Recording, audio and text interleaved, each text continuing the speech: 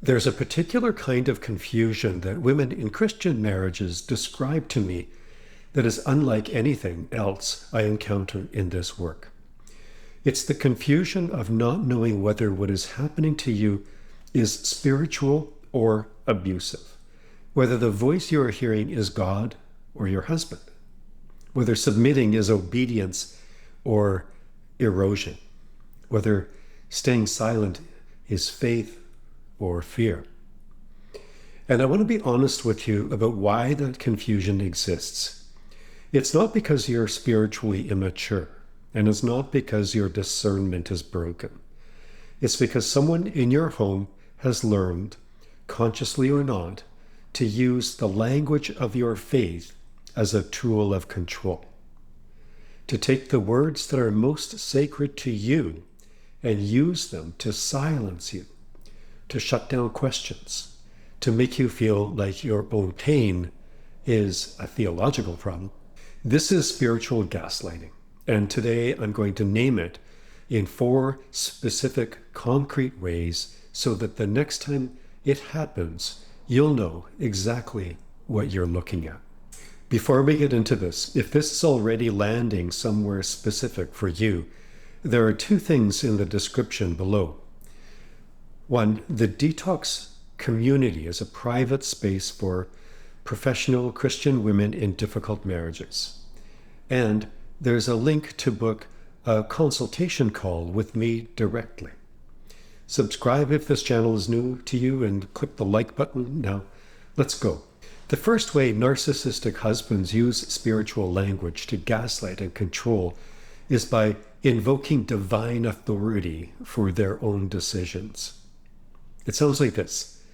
God called me to lead this family. I'm the head of the household, and I answer to God for the decisions I make.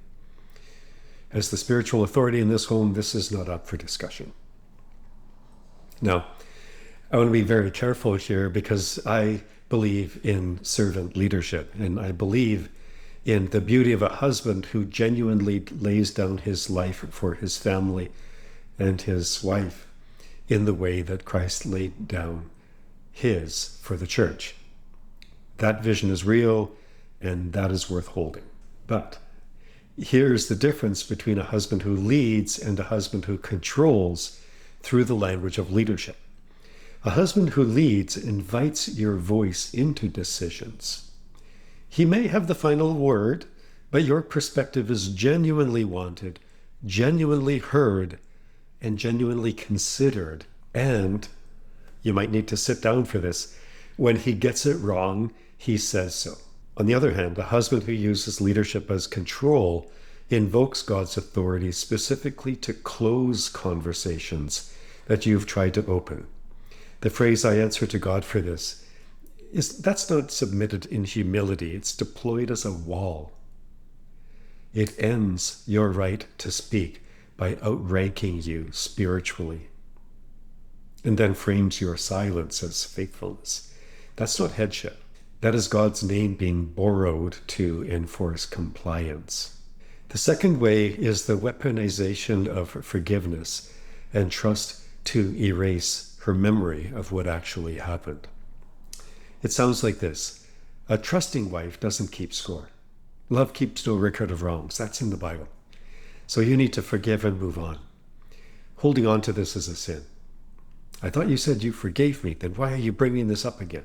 This one is particularly insidious because it takes a genuine scriptural principle, forgiveness, releasing bitterness, the refusal to weaponize past offenses, and turns it into a demand that she have no memory of the past, that she cannot refer to patterns, that she cannot say, like, this has happened before multiple times, without being accused of spiritual failure. Trauma is not something you remember. It's something your nervous system learns. If you ever thought, I understand my trauma intellectually, but my body still does not feel safe, this book is written for you. In the Trauma Recovery Blueprint, I introduce the Relational Nervous System Integration Model. It's an integrative framework that bridges polyvagal theory, internal family systems, and EMDR-informed trauma healing. It helps explain how trauma reshapes the body, emotional patterns, relational expectations, and the nervous system itself. This is not simply a book about coping. This is a whole new framework for understanding healing. The Trauma Recovery Blueprint is out now on Amazon. Click the link below for more information. But forgiveness and memory are not the same thing. Forgiving someone does not require you to pretend that what happened did not happen. It does not require you to walk back into the same situation without any of the information that you have accumulated. It does not require that you to treat the 15th time something occurs as though it were the first time. Healthy forgiveness releases the debt, but it does not delete the data.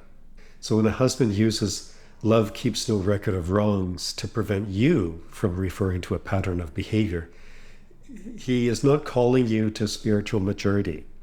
He's calling you to amnesia. And he is using God's word to make that demand feel holy. I'm reminded in the book of Proverbs that a fool is one who does not learn from their mistakes. The struggle that you're in is that he's asking you to be a fool by not seeing the pattern. The third way is naming her legitimate questions or concerns as spiritual problems. So it sounds like this: you're being divisive. Your attitude is bringing disunity into our home. Or the enemy is using you right now. You're in rebellion. A spirit of contentiousness is not of God. What she actually did was ask a question or raise a concern or say calmly that something hurt her. And the response, instead of engaging with the substance of what she said, reframes her as the spiritual problem in the room. Suddenly the issue is not what she raised, the issue is her spiritual maturity, her attitude, her alleged alignment with the enemy. This is gaslighting in its most sophisticated form because it does not just dismiss what she said, it delegitimizes the part of her that said it, her discernment, her emotions, her sense that something is wrong. All of it is renamed as spiritual failure, and a woman who genuinely loves God and genuinely fears the possibility of being used by the enemy will go quiet because the cost of being wrong about this feels spiritually enormous. And that is exactly what this tactic is designed to make her do. There is a word for raising a concern about the way that you're being treated, and it's not called divisiveness, it's called honesty. And honesty in a marriage is not the enemy of unity. Unaddressed harm is. Stay with me, because the fourth way is the one I find most heartbreaking and the one that most directly connects to the inner life of a woman who genuinely loves God. So stay with me. The fourth way is the most intimate and the most painful. It's the spiritualizing of her suffering, reframing her pain not as something to be addressed, but as something to be received as God's will for her growth. And so it sounds like this: God is using this to sanctify you. He's building your character through this. Everything happens for a reason. Maybe this is your refining. Suffering produces perseverance, and this is your cross to carry. The most godly women are the ones who suffer quietly and trust God. And here's what makes this one so cruel, is that it takes the most beautiful and true things about the Christian faith, right? The redemptive power of suffering, the refining work of God, the real and documented sanctification that can come from enduring difficulty, and applies them in a way that protects him from accountability while spiritualizing her harm. Of course, God does redeem suffering. That's absolutely true. But that truth was never intended to be spoken by the person causing the suffering as the reason for you to receive it more quietly. A husband who tells his wife that her pain is God's sanctifying work for her is not a theologian. He is a man who has found a way to make God responsible for what he himself is doing. There's a difference between suffering that God redeems and suffering that God required. He did not require this, and the fact that he's present with you in it does not mean that he authored it. You are allowed to name your suffering as suffering, and you are allowed to want it to stop. You are allowed to seek help. None of that is a failure of faith. All of that is wisdom.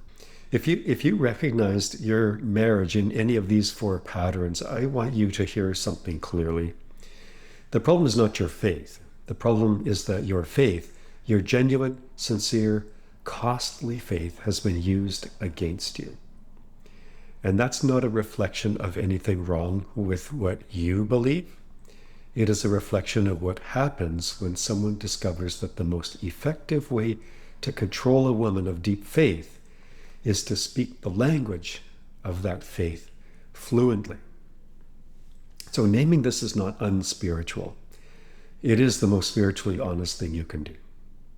And so this intersection of faith and the kind of emotional harm that I've been describing, this is exactly the territory I go to in depth in my forthcoming book, the RSVP Protocol, Reclaim Your Life, Your Voice, and Yourself Without Leaving Your Marriage. Because you cannot reclaim your voice without first being able to distinguish it from the voices that have been placed inside you, including the ones that arrived dressed up in Scripture. The link is in the description to that book. And also, if you want to have a brief conversation with me, a consultation call, the link is in the link down below, in the description down below as well. I want you to know you're not spiritually broken. You're spiritually targeted. And that's a very different thing. I'll see you in the next video.